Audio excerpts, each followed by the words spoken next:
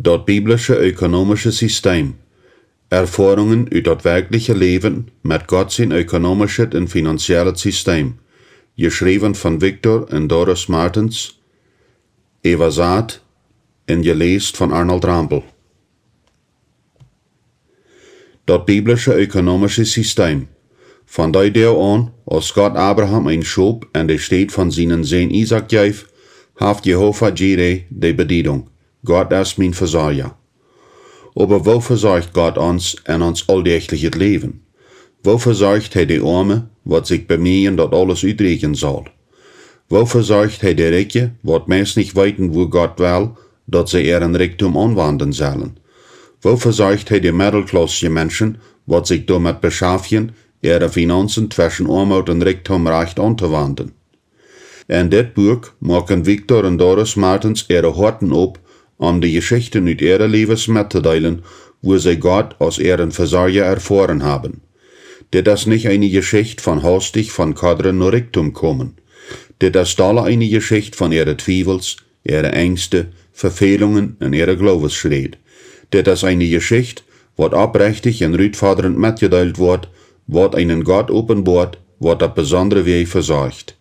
Der Herr will, dat wir frei von Schuld, finanzielle Abhängigkeit en dem Flucht von der Armut sind. Hij will, dat wir frei sind, anderen zu sehen, indem wir seinen Raub op ons Leben nogehen. En dit is wat hij dat deed. Im Gegensatz zu der Welt ihr finanzielles System, Gott liebt nicht, hij geeft. En Gott sind wir frei. Viktor en Doris Martens stammen uit Russland en Paraguay. Sie wohnen mit ihrer Familie op de Rosenhof Ranch in Franconia, Deutschland, en leiden ein internationales Handelsgeschäft, dat WM Trading GmbH. Dat biblische ökonomische System. Erfahrungen uit dat werkliche Leben mit Gott zijn ökonomisches en finanzielles System. Viktor en Doris Martens. Enhault. Enfieerunk.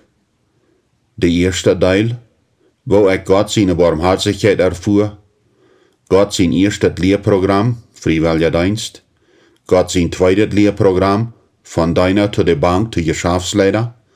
Gott sein drittes Lehrprogramm, frei, dat Gott ons brücken kann. Gott sein viertes Lehrprogramm, der Rosenhof. Der zweite Teil, dat Vorgewerk von der Erlösung durch Jesus Christus. Gerechtigkeit, Heilung und Versorgung. Armut und Reichtum. Gott sein Zweck. Der dritte Teil. Gebäude oder gegeven Segnungen. Gott sein ökonomisches System im Vergleich mit der Welt. Glaubst du wirklich, dass es so ist? Geld liehen, ein Sehen oder ein Fluch. Gott seine Möglichkeit. Die Idee von ablang Pachten. Sklaverie en no moderne Tiden. Op alle Kosten wassen. Stell dir dat bloß vor. Wahre durchdenken. Bloß ein Beet halb.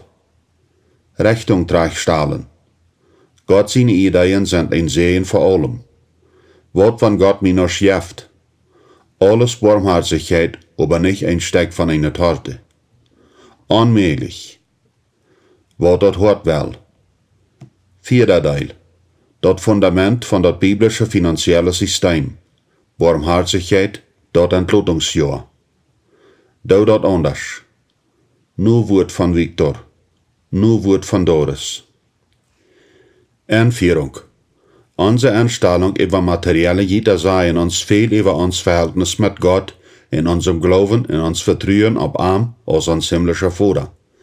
In dit Buch wollen wir die Frage durchforschen von, als dat ein ökonomisches oder finanzielles System gibt, wat Gott verschlägt, und wann dat so ist, dann seien auf dat für die vandaagse durchschnittliche Person, dem Geschäftsleiter oder wie andere professionelle Dienste anbietet, kort gesagt, für Menschen von allen Lebensaufteilungen anwendbar ist. Indem wir das wichtige Thema bearbeiten, laden wir die an, dass die von alles, was du hier vom Geschäftsleben, ökonomisches Verhalten und die Finanzmöglichkeiten gelehrt hast, und sie stellst. Wir machen die Mut abzusenden für neue Ideen und Vorschläge, was die im ersten Fall waren fremd schienen zu sein.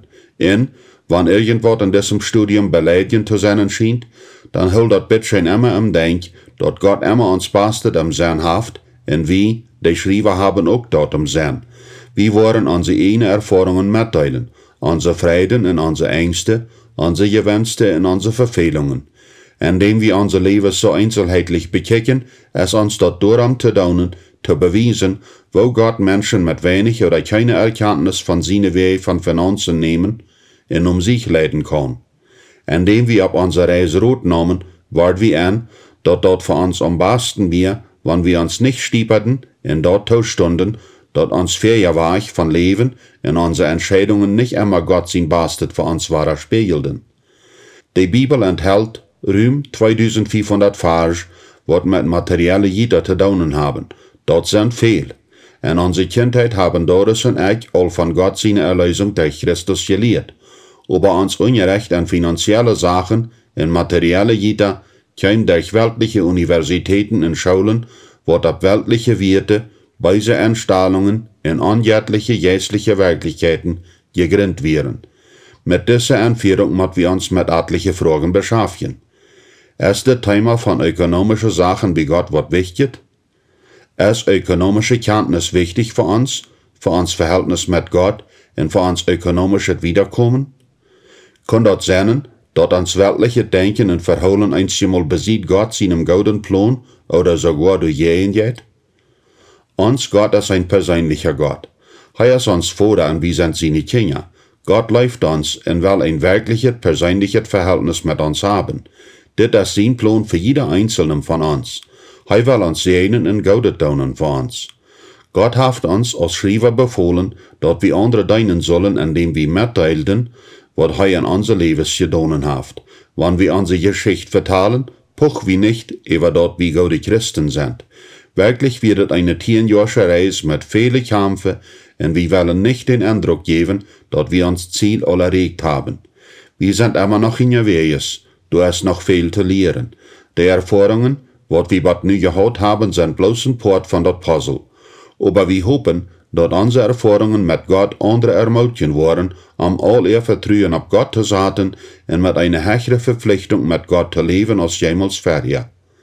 Wir wollen die ermutigen, die Bibel zu nehmen und die angegebenen Schriftstellen zu lesen und die Vers abzukicken, wobei du die fragst, was für ein Part von Gott sein Hort sei ich hier? Wo meint er dort? Was denkt Gott, dass ich tun soll? Kick nur den allgemeinen Band an unser ganze Lehre.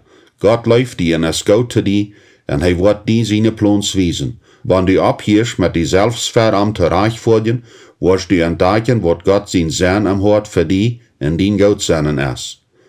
Ich hab dat Gott ever gedacht, sagt der Herr, und was ich für jünt geplant hab, ist Fried und Erfolg und nicht Schaden. Ich will jünt eine Zukunft und Hoffnung geben. Jeremia 29, Vers 11.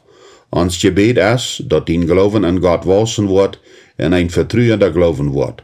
Ons Glauben ist modern wirklich nutzbar, wenn wir an einem lebenden und persönlichen Gott, unseren himmlischen Vater glauben, und wenn wir arm, was deib um uns besorgt ist, vertrauen. Wir wollen, dass dit Buch eine Denkweise ändernis, man Christen anfängt, dort wir ein bleibender Segen für unsere Gesellschaft worden. Wir hoffen, dass dit mal bloß der Anfang ist und dass Gott die mehr Weisheit und Erkenntnis über sein ökonomisches System geben wird.